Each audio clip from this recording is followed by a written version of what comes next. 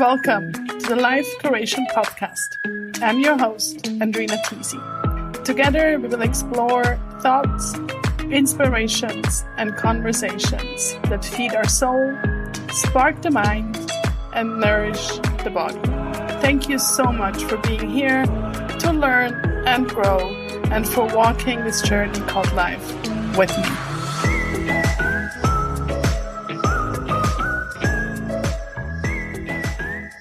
Welcome to the Life Curation Podcast. Thank you so much for tuning in. And also welcome to December. I'm actually recording this intro on the 1st of December. And here in Zurich, we woke up to the first snow, and I so absolutely love it. It just has this magical feeling around it, and I always feel like a little girl again when I see the first snow. So in today's episode, I'm sharing a conversation I had with Sarah Santacroce earlier in November, in which we talk about the paradigm shift we are currently experiencing in the world of work and business. I discovered Sarah about 1.5 years ago when I was getting really tired of the pushy marketing approach that I've experienced in the past. Sarah practices a much more holistic approach to business and marketing and calls her way gentle marketing. After running a successful LinkedIn consulting business for 12 years, Sarah felt a yearning to create a global movement that encourages people to bring more empathy and kindness to business and marketing. And as a hippie turned business coach, Sarah hosts the Gentle Business Revolution podcast, is currently writing a book, and works with heart-centered entrepreneurs all over the world. So with no further ado, listen in. I'm really excited to share this conversation with you. Well, Sarah, thank you so much for being here on my podcast. So good to have you. So happy to be here. Can't believe this is happening, So happy for you that, you came true. It's like, wow, it's for real. So awesome. It is real for sure. So to start off with, I ask all my guests just a few this or that questions. So you can completely answer them just very spontaneously and just as they come. Fun. Let's do it. City or countryside? Countryside. Mac or PC? PC. Card or board games? Either. Okay, That's board fair. games. Okay, board games. Classical or modern art? Modern. Roses or sunflowers? Sunflowers. Very good. Thank you so much. That was fun. It's so good how you come up with those. That was fun. So I'm really excited to dive into some trends and tendencies you see for the world of business in 2021. But before we do so, I'd just like to just see a little bit where we are actually right now and what brought us here. So I'm not sure if you remember, but maybe last December or this past January, what did you think 2020 had in store for us in the world of business? Mm-hmm. Yeah, it feels like ages ago, January 2020. It feels like everything pre-COVID. It's like a lifetime ago. I was really excited. I think together with a lot of people, I was really excited about this new decade, and there was, a lot of news about the change of the decade and what that means. And I do also think that there were signs that were going towards a paradigm shift. So I was really excited, to be honest, with 2020 coming in. I had big plans for the business, and I was really seeing things changing.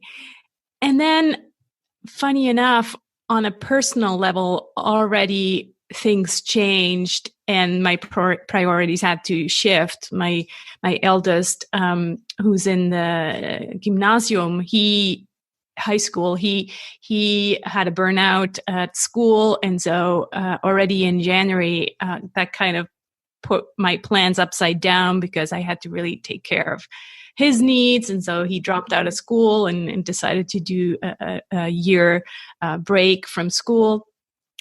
And so I was like, wait a minute, universe, this was supposed to be like the year and, all these big plans. And now you want me to what? Take care of the family? I thought I was done with that.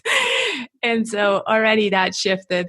And then, obviously COVID happened and we were all in lockdown and all the family was back at home and I found myself cooking twice per day. And so I was like, oh, okay. So things have changed, and here we are now. They just announced in our canton in Vaud that there's going to be another lockdown, and it just kind of like completely different, I would say, from what I expected this year to be. Yeah, for sure. Do you think that certain things were going to happen anyways and COVID just accelerated those? Yeah, I love this question. Yes, I really believe so. So, as I said, I did have big plans, and it's because I saw signs everywhere that we were ready for this new way of doing business. And so it felt maybe like a step backwards, right? My business was doing like barely anything this year. It was a very slow down, but it's almost like we had to go a step backwards in order to accelerate then going forward. So yes, I do think we, some of the things would have happened anyway or are going to happen, and COVID kind of allowed us to think about the importance of these things and really prioritize those things and going forward. So I'm thinking about, signs on a leadership level. There's been books, Brené Brown comes to mind, Dare to Lead, where we are no longer agreeing with the leaders that we have in place now, and that there needs to be an up level in leadership and more conscious leadership. There's signs on a spiritual level, like if you follow astrology or any of the spiritual kind of movement just a little bit, there are signs that we're heading towards a huge, massive change of society and the way we work together, the way we do business. And so I don't think COVID stopped that. I think actually COVID, like you said, gave us time to reflect in order to accelerate. And even, we're recording this on the day after election in the US. And as you know, I'm not American. I'm 100% Swiss, but I do work a lot with American. I just know that this will have a huge impact on the rest of the world. But whatever happens with this election, it will accelerate what needs to happen after, right? So if it is Trump again, then the kind of the opposition to that will have to accelerate, and the movement against the gripping to power and all of that has to accelerate even more. It gives us a reason to, not give up and to accelerate even more. Yes, I think deep down there is also a big level of trust needed, like exactly what you said, right? That things will happen, and this is not just quote unquote bad, right? Which leads me into another question. You touched on it a little bit just now, but just what can we learn from this year, and where do you see that there are opportunities? I think really what we can learn is this idea of slowing down in order to accelerate, or in order to, be sustainable.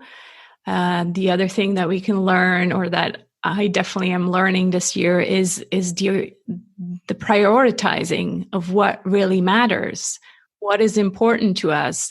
And once we are outside of that trance, that I like to call it, this trance where all we do is, work, sleep, and eat, maybe, but just like this trance that we're in, and never actually take time to reflect, what really matters to us, what really matters. Do I have a job that is meaningful? Do I have created a business that is aligned with my values, and all of these questions? So I think that's what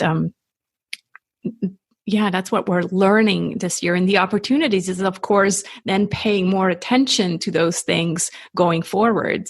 So really this shift of, also the other thing that comes to mind, from individualism to collective thinking.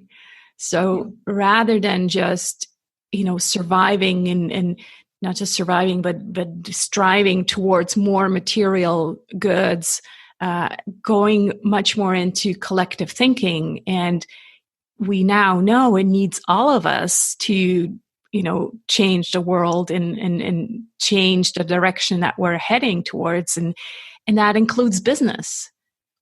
Because if we are in our own business, so we decided to be entrepreneurs, then we really can use that not only to, create sustainable lives for ourselves, but really also to make an impact. And that's what I talk a lot about in gentle marketing. It's not just about, being gentle, but it's in using empathy and kindness to, create more connection and to create a better world for us. So beautiful. And as you mentioned, you work with clients all over the world. And even within Europe, I think also this year, the borders have become clearer again, for a fact that at one point they were actually closed again. But, even though in Europe, we're pretty fast in other countries, and we feel, even in, for example, the German-speaking countries, we feel we're very similar, but I do feel there's differences. And then, of course, if we look further, you mentioned, the States, there is Asia. Do you feel is there a difference between the continents or the countries, even within Europe, for example? Of course, right now it feels like that, so much so, because those who are in power, they still think with these boundaries in mind. The first thing Trump did is like, let's close all the borders, not realizing that a virus doesn't care about borders, right? And it's not just America; all the European countries did that too. And we need to somehow learn it, unfortunately, the hard way, realizing that there is no more, boundaries or borders. And I even think we could go a level beyond that and talk about political parties, and realize in the end, it doesn't really matter whether, you're left wing or right wing or Democrat or Republican. If we all care about the same things, it really doesn't matter which way you're voting, as long as you're voting, in order to save this planet. I think that's what matters now. And right now, it doesn't feel like we're there yet, but change doesn't happen unless things are really, really bad. So I think that's where we're at. And how do you think in terms of businesses? Like, for example, a few weeks ago, I heard on the radio that here in Switzerland, this year there were more than usual businesses founded. So the number is way up. And I was actually surprised to hear that. And do you think that's a trend that people are, I don't know, getting more creative and doing their own thing? Yeah. Or do you think it's just, I don't know, this year? I think the tolerance level has changed with people. So people are no longer interested to put up with a bullshit job in a corporate that they don't care about. I think that's what's changing. And so because they had time to reflect upon these things and realize, what am I really doing? Like, this job is actually quite pathetic. And maybe that's why there were more, companies founded. Also, we're really in this bridge time where I think a lot of innovation is going to happen. So these are tech companies that are getting founded now, and that hopefully within 10 years come out, or even before. Now everything is accelerated, so things can happen very, very fast. And so they're getting founded now in order to come out with, things that we can't even imagine now, like curing cancer and all kinds of data based technology that our mind can't even go there now. And so that's also probably some of these companies are very tech oriented that are being founded now. Interesting. Yeah, true. And that leads me also into another question, is that, we've done so much online and virtually this year, more than ever, especially I think for us here in Switzerland. We've been a little bit behind maybe from, for example, North America in terms of online stuff. But I'm sometimes wondering, like, is everything going to just be online moving forward? Or is there still like the in-person business, even like if we look at way back, the salespeople would go and visit their clients, right? I would have client lunches when I work in hotels. And then, of course, we talk about networking events or workshops or even conferences, right? Right now, this is mostly happening online. So is that going to continue also because people realize that there is actually a broader reach? Like if I organize something in Switzerland, well, somebody from anywhere can really join in. But what does that do with the human connection, the in-person human connection? What do you see there? Yeah, I really think it will come back. The human, so you can bring human connection in online stuff as well. But I do think people crave the real face-to-face connection. So that will come back. Maybe not, definitely not this year. Actually, depending when you're listening to this, but I think probably not in most likely not in 2020, maybe not even in 2021. Big conferences, I don't know yet, but what will come back first is probably the one-on-one meetings and those kind of small group workshops. They will definitely come back because people are craving that human connection, especially in very traditional Switzerland, in the canton of Valais. I don't even know how they're doing business without having a glass of wine to sit together. So maybe they do it on Zoom. I don't know. So yeah, no, I think it will definitely come back. I don't know about the big conferences. That might take some more time. Yes. And, I can mostly also speak for myself, but I have a feeling that I'm not alone.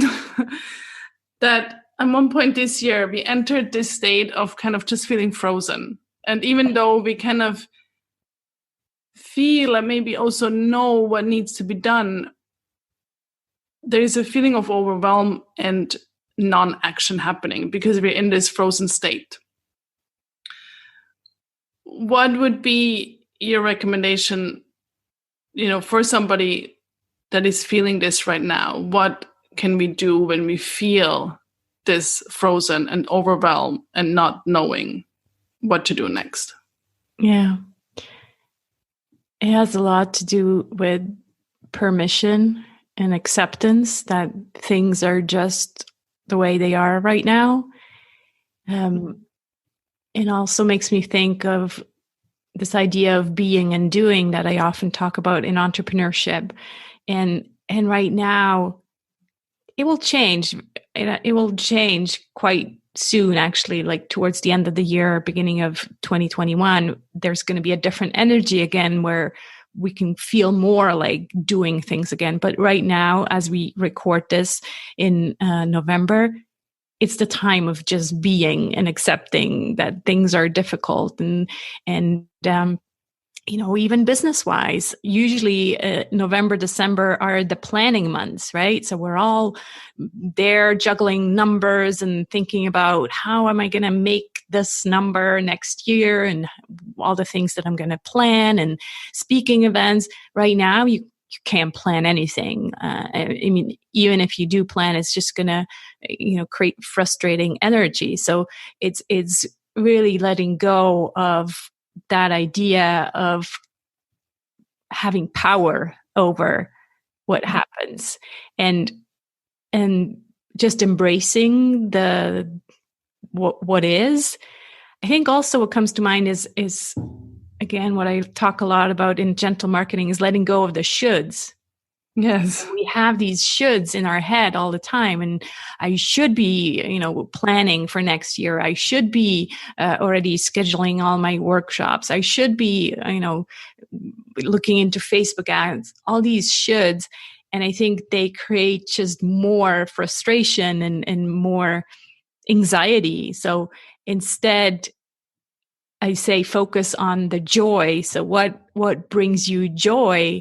And focus in on that kind of energy. And actually with a friend, we were discussing the other day, like, how can we measure our success? And even the word success, I put that into brackets. But how can we measure our business success in joy rather than in numbers and income? I love that. So really just figuring out that it's all about what makes you feel good in your business, because again, it's your business. And I'm obviously still saying, yes, there needs to be a way to create a sustainable business and you need to make money, but can you do it in a way that's joyful and that doesn't feel like you should be doing all these things that then lead to overwhelm? That's why I love your approach. Thanks, Andrina. And I was gonna actually ask you about to explain a little bit that, I guess, term of the doing and the being. And so you quite got into it already, which is beautiful. And explain. And I think what happens is that the doing gives us a sense of control. Mm-hmm. Yeah. And with this year, we can really practice of allowing to let go of control because we can't. Yeah. I think then maybe in our small world, we're trying to do even more because we're trying to grip that sense of control a little bit because we don't know what's happening next week. And then to really embrace the being. That's not, it sounds easier than it is, for me anyway. So what tips would you have? Just really practical stuff that we can do to embrace that sense of being in our business. It makes me smile because obviously the being, there is no practical to-do list to be more. But that's where our mind goes. It's like, just tell me how to be more. It's the inner work. It's it's the limiting beliefs. It's the shadow work. It's really going in deep and feeling. And so is that practical to do that? I don't know if it is, but there is no, let me just check that off and okay, that's done. Obviously I could tell you, do yoga, do meditation, but then it becomes again, this doing where I feel like, oh, I've done my yoga. So I'm going to be more. It's not how it works. You have to actually not do yoga, but be yoga in a way almost. I don't know. You tell me, but that's how it feels like for me. Absolutely. I mean, it's not about the result, right? Yeah. It's not about how flexible you are or how high you lift your leg, but it's the inner state. And so it's unfortunately, again, our mind wants the checklist and yeah, there is just no shortcut. I actually love that. It just comes to my mind, a lot of times when I teach, I say that. I was like, how does the pose feel? Not is it right or wrong? Am I doing it correctly? Mm-hmm. And similar to what you said when you were talking to your friend about measuring, the success in joy, how can we, look at our work, our business in a way of how does it feel instead of is it right or wrong? Right. Right. Yeah, exactly. Because we are often seeking confirmation from the outside. And that's why we say, am I doing the right thing? This person is doing that in marketing. I should be doing that because they say they found success doing that. And so we look to the outside world and say, how can I find their success? Where in fact, we should be looking inside and say, what feels good to me? And, maybe my definition of success is completely different from this other person's definition of success. Yeah. So, we've talked quite a bit about also, having our own businesses, self-employment, but also how is it for people who are actually employed? Is it similar? I don't have enough data, if you will, but I know of my friends, who are employed. I do think similar reflections came up for them. Again, it has to do with that tolerance level. It has to do with just having more time also to be rather than just do all the time. So I do think there is going to be a total switch in perspective. And again, people are just not going to be willing anymore to put up with, useless meetings. For example, I see with my husband is like always in useless meetings. And so people are not going to, put up with that anymore. Is it going to happen immediately? No. A lot of people still have to kind of deal with the job they have now, but it's this value set that is now changing in people's heads. And, for the next job they're going to be looking for, they're like, you want me to do what? Commute for 1 hour and just to sit there in useless meetings all day? No. Can I work from home? Can we, find a deal? So I do think there's a big, really change of perception and change of paradigm happening also in the corporate world. Yeah, I think definitely the whole aspect of home office, right? I think that's definitely what we're going to see more and in various forms, right? Yeah. And if you even expand that and, think about the way our society now lives in terms of cities and countryside, up till now, the young generation, they all had to be in the city because that's where the jobs were. Well, if we look at working from home, then all of a sudden it becomes actually, doable to live outside of the city, pay cheaper rent, and still, be part of the workforce. And also, I think this younger generation is much more interested actually to be in tune with nature, which is kind of what they're missing right now in the city. And maybe they've seen it a bit more during the lockdown because they got more time to spend time in nature. And so if you give them a choice to live in the city or maybe live outside of the city and not commute every day, I would say that a big part of the people would actually prefer to live outside of the city as well. Yeah. Do you see that already with your kids as well? They're too young. They're 14 and 16, 17. They're too young to think about those questions, I think, but it's the generation that's like, 25, I think right now. Those are the questions that they're asking themselves. Yes, and I also think, and I mean, that has been a trend for a while, but I do think that, and you touch on that as well, is the meaning behind our work, right? It used to be like, I mean, that's like, but even like for example, my parents' generation or even more, it was just about, again, like the doing, right? Like just get a job and be successful, make lots of money, right? That's not what counts anymore. People want more meaning behind their work.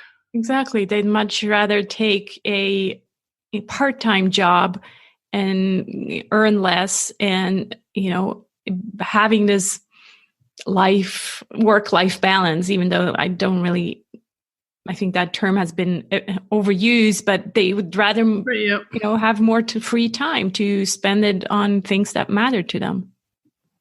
Yeah. Yeah. So, lots of really good information, lots of insights, especially with the whole being aspect of being in our businesses. If there's anything that we've not maybe touched on, any trends and tendencies that you see for businesses, whether that's, self-employment or employed, is there anything else that you think that 2021, without, of course, knowing really the truth, but, just what you see? Mm-hmm.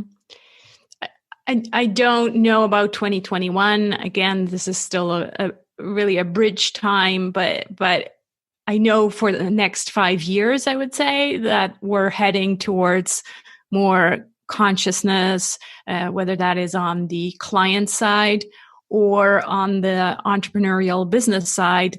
There is an increased consciousness, or there is an increasing consciousness, but by that, I mean also more right brain thinking and activation. So people not just making decisions with their analytical brain, but also with their creative brain. So that means a creation decision. So how they create their products. Do they focus on sustainability and, connection with nature and respect of the workforce and all of that. And also from the conscious client perspective, it's like it's not just the cheapest anymore that matters. So they're not going to just buy the cheapest product. They are going to buy a product that they find valuable and hopefully also that, makes an impact and that somehow helps going towards a better world. I really think that's what we're seeing increasingly. Again, I talked about technology. I really also have big hopes for new technology coming out and technology also that, again, is not just black and white data, but that can eventually also measure kind of what we think of now as like heart-centered data. So eventually maybe we'll have a tool that measures joy, in our business. Like I heard a story on Twitter that they are actually measuring happiness on Twitter, and they can do that by I don't know, I guess measuring the tweets and can see what kind of language is used and all of that. So that's, in a way, people are so afraid of AI, but AI can also be used for really good things. And so that's another thing I'm seeing. And then I really think also what COVID has done is it has kind of reduced the gap between the professional life and the personal life. Yeah. So what I see is like they have kind of not merged completely, but the gap again has been reduced. And so it is now okay, to talk about things that go on in your family in a business situation. It is now actually even okay to talk about things like, spirituality, even in a business conversation. And so these worlds will keep on merging closer and closer together, because we are just, like I write about in the Gentle Marketing book, we're done with wearing this mask where it's like, oh, I'm, business Sarah, I'm business Andrina, and I have to like pretend to be something that I'm not. And now I take off my mask and now I'm personal Sarah. So yeah, the merging of those two worlds, and that's exciting for me, because it means it's a holistic way of living, right? We're always bringing our whole self to our personal relationships and to our business relationships.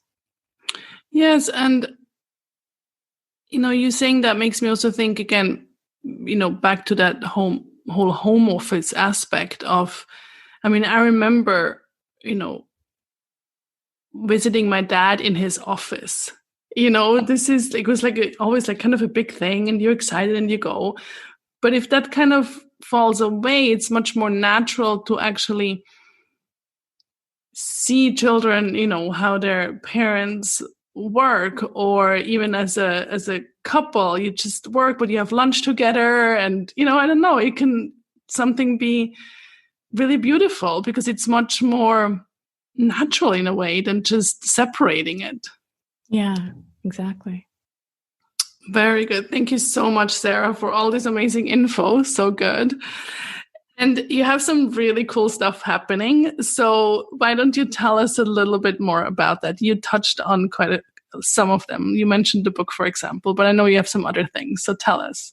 Yeah, thank you for the opportunity to share. So I've actually taken this strange year to write a book, and the way I think I can make a tiny difference is by talking about marketing, the shift from hype marketing, pushy, manipulative marketing to what I call gentle marketing. So that's a marketing that's based on the human connection, on empathy and kindness.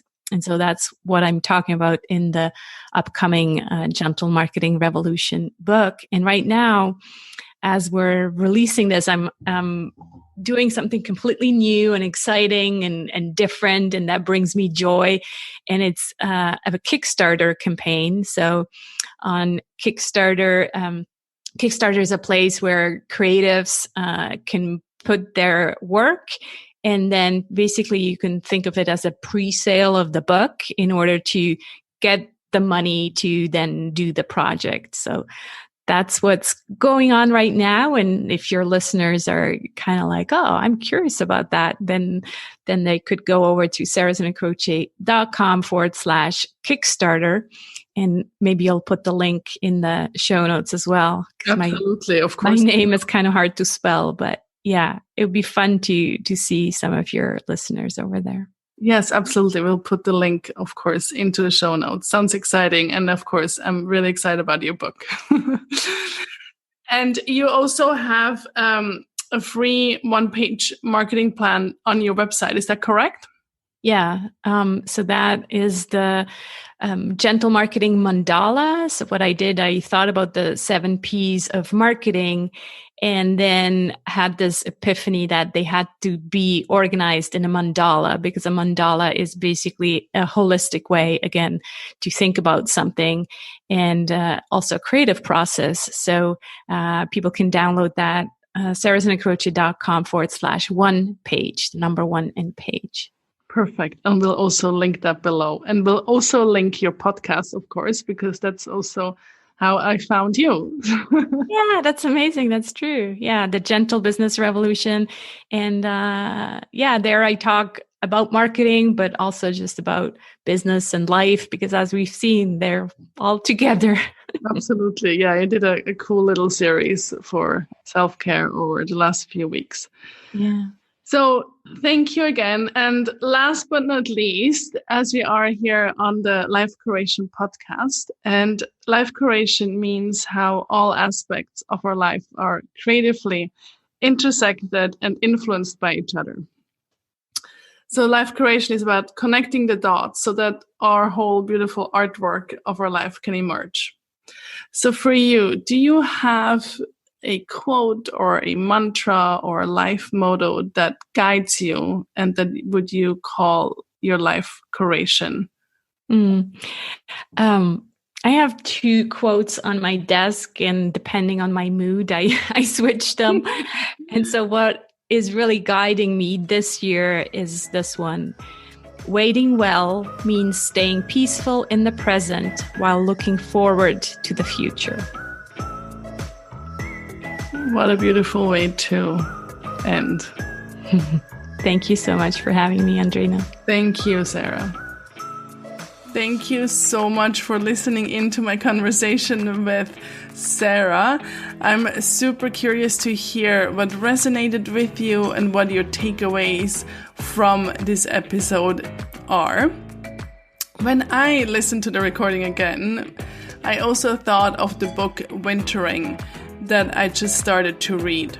It talks about the power of rest and retreat. I will link it in the show notes for you, as well as the amazing book Sarah mentioned by Brené Brown, Dare to Lead. And of course, all the links where you can find Sarah, her Kickstarter campaign, the Gentle Marketing Mandala, as well as her podcast. And as always, if you enjoyed this episode, feel free to send it to your friends, your family, and whoever you think could benefit from it. This is how we all get inspiration when we get information sent to us or see it on social media. And of course, a stellar review over on iTunes and those magic, beautiful 5 stars mean the world to me. Thank you so much for being here and for walking this path with me.